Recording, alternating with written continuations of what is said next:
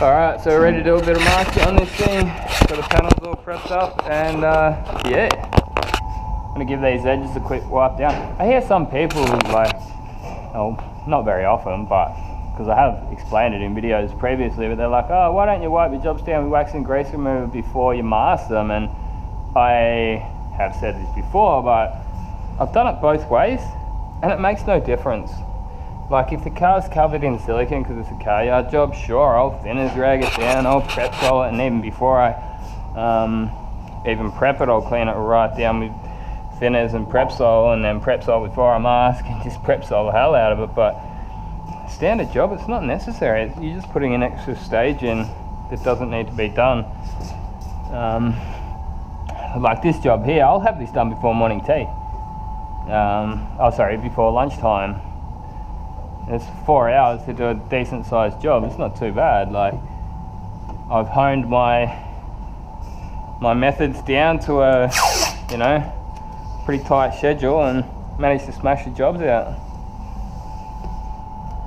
And if you're stuffing around doing things that aren't necessary, like an extra stage that literally does not need to be done, sort of makes it harder to do that, you know. My aim is to make the boss as much money as I can, and in turn make as much money as I can. Although I do like doing this job, I'm still here for the money. It's like everyone else, most of us don't work a day job because just for the love of it, you know. We all gotta pay our bills and get ahead in life. So the plan on this one is to get it all edge masked, get a piece of plastic over it, and I'll get some wet on wet primer over those panels. While the wet on wet primer is drying, I'll slice the masking out around these panels and continue painting and put the colour on. The body of the car doesn't need any wet on wet primer, and also doing that is going to save any wet on wet primer from possibly landing on my blend panels. That's good enough, happy with that. Really pretty simple job masking, especially jobs like this. It's just, you got two big squares, put a piece of tape around them, back mask them, slice out the plastic.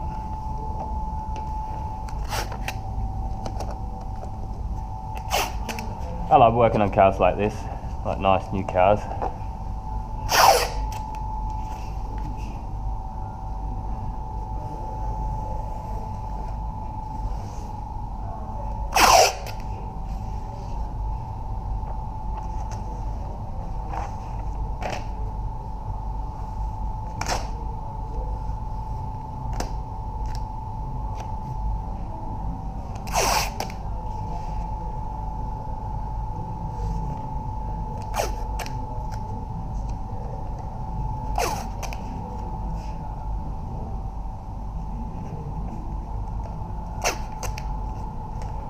Obviously going to use a good clear on this one, the standoff stuff. Some of the cheaper jobs, obviously not going to worry about. This car came over just with a bit of filler up here and two new panels, but as soon as it got here I noticed a big high spot there. Said, hey, I can't paint over that, so I ended up just getting the back end of my G-clamp. I had got a few tools in my trolley over there. Back end of a G-clamp, just lightly tapped it down. Bit of a block and a bit of primer and off you go. Happy days. And that's where, like, because I primed this up last night, apprentice was out the back doing detailing. That's where if he had primed it, he wouldn't have looked for it, he wouldn't have found it, and I would have been re-priming and repairing in the morning. So sometimes doing stuff yourself actually saves time. Like for instance, let's just say I had got him to prep that fender or the guard up over there or the bumper.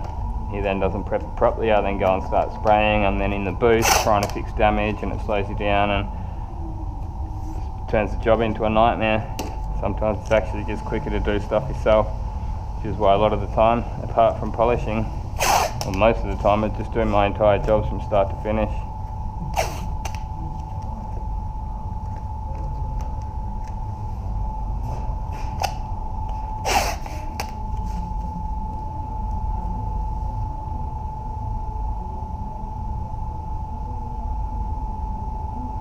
gunk left over there.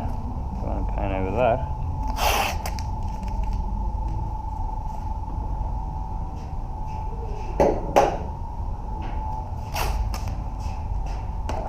I think I used the Pro Light for this.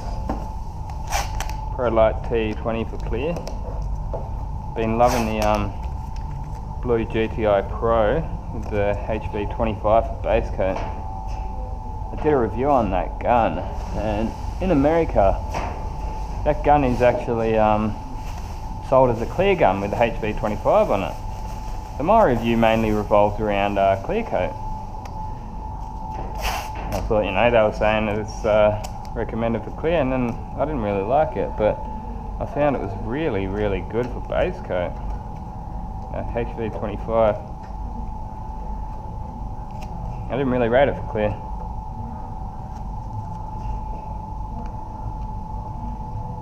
It's sort of our summer here. It's a bit of a piss poor excuse for summer this year. It's a little bit humid today and this year. Previously, Perth isn't really well known for being a humid city. This year it's been a bit of a weird old year.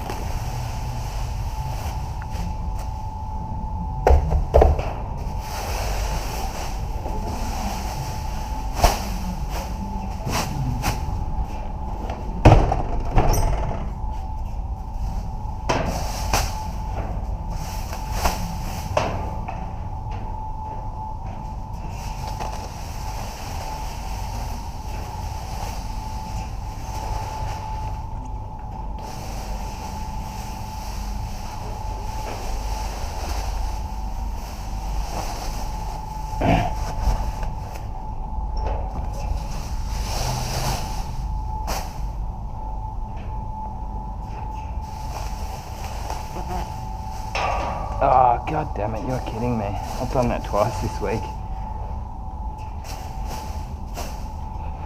Alright, so I'm going to need a bit of foam tape for in there too. I've got that. I think I've got one of them. Yep, I put one in here last time I dropped one. Back up. Alright, press all.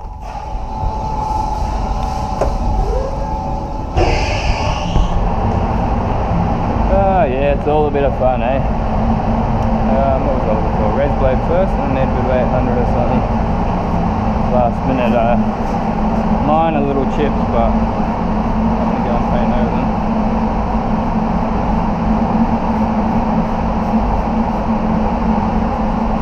So with this is actually got primer on it already. Bump. I'm still going to use some wet on wet primer just to seal it all down. But I don't want to prep solve it, or wax and grease remover, whatever you want to call that, because I've done it before on these pre-primed bumpers, and sometimes it actually takes it off, takes the primer off.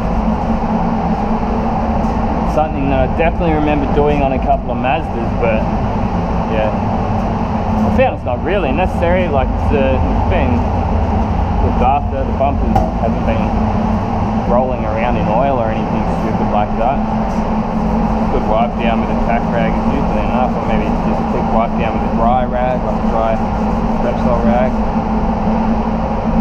That should be fine. Just those couple of little tips there. And old Repsol rag's fine usually for new parts and stuff like that.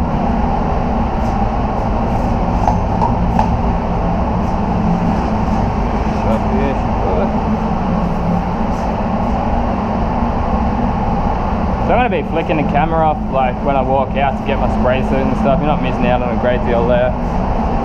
Hopefully I'll be able to get a few videos monetized without the background music. A lot of the vids lately have been demonetized, but the idea of the recent push with this channel is like give you guys a bit more ambient, just background workshop sounds, and hear people talking and air tools and stuff like that. Previously if I was doing a video inside the workshop, I'd just cut the audio out or put some music over the top so I could monetize it. But yeah, feedback I've been getting is good. Hope you guys continue to enjoy these raw videos.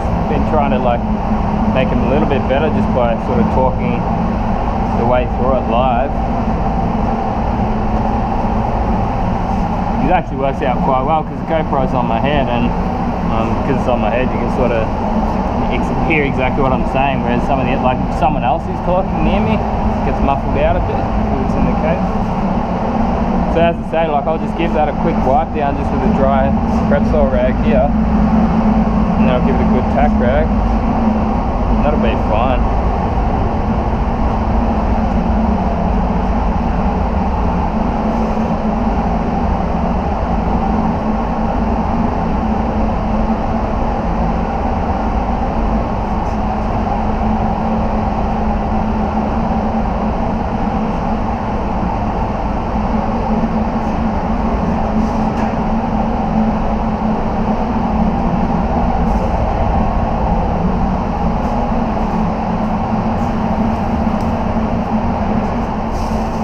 What I've been doing lately, just tucking these bits, just give that a bit of tape around there and keeps it neat.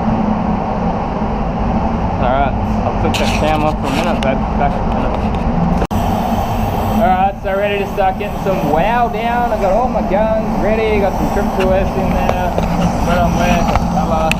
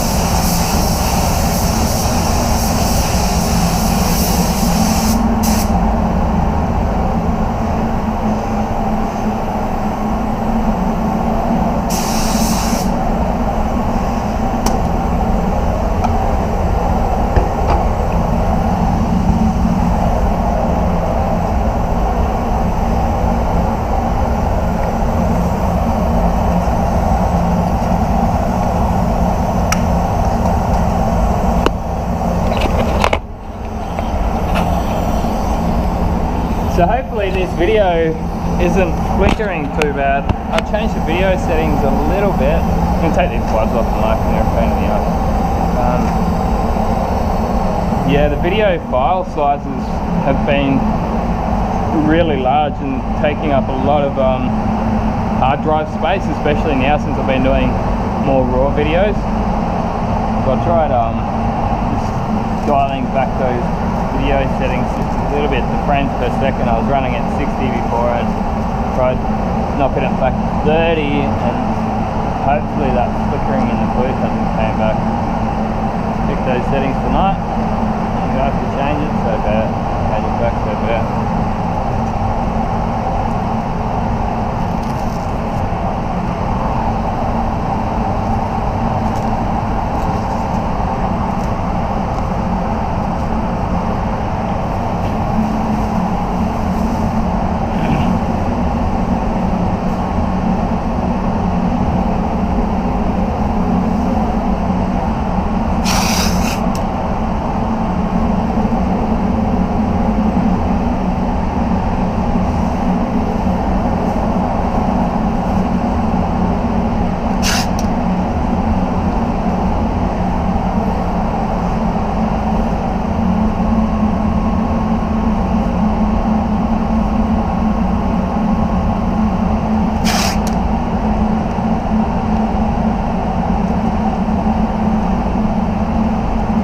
You can tell the heat of the day even just by how fast that wet on wet primer's drying. Like, it's already starting to dry before I even finish painting the panel, you know.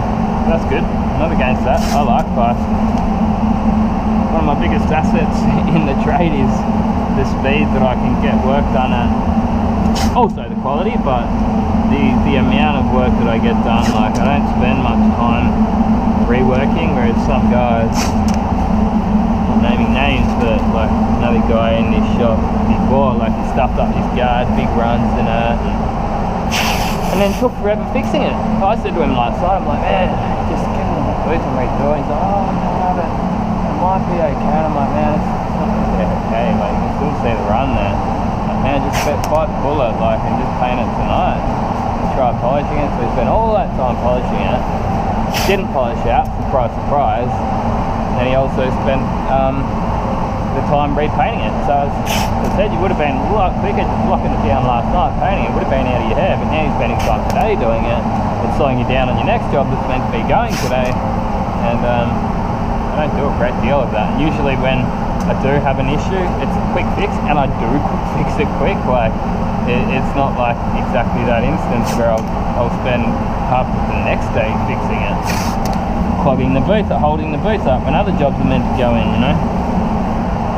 Oh well. At the end of the day, it's people like that that make you stand out and look good. So, I mean, it does frustrate me because sometimes it feels like you're working twice as hard as you really need to, because you're basically just like making up for where you should be anyway if they can make these mistakes. But at the end of the day, the bosses know what's going on. Like I get blamed for their mistakes or anything. It's not like I don't help them either. It's not like I hate these people I'm talking about. It's not like, oh, you're, you know, shit cat that don't want to work with you. It's not knocking the person, it's just their work.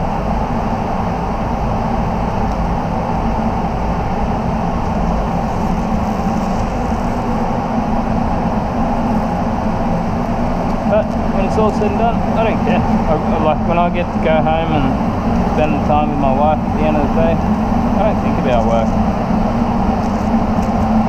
The only time I think about it is when I'm doing some editing and getting to share my work with the world, help improve people in their skills in the trade, you know.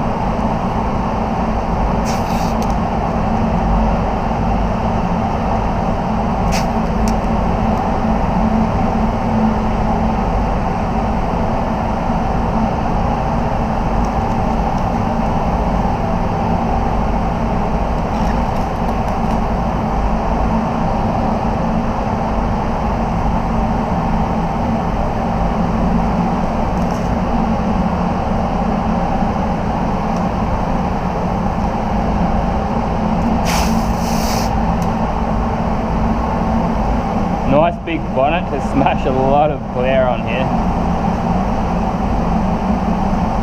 I do like painting these Mustang bonnets.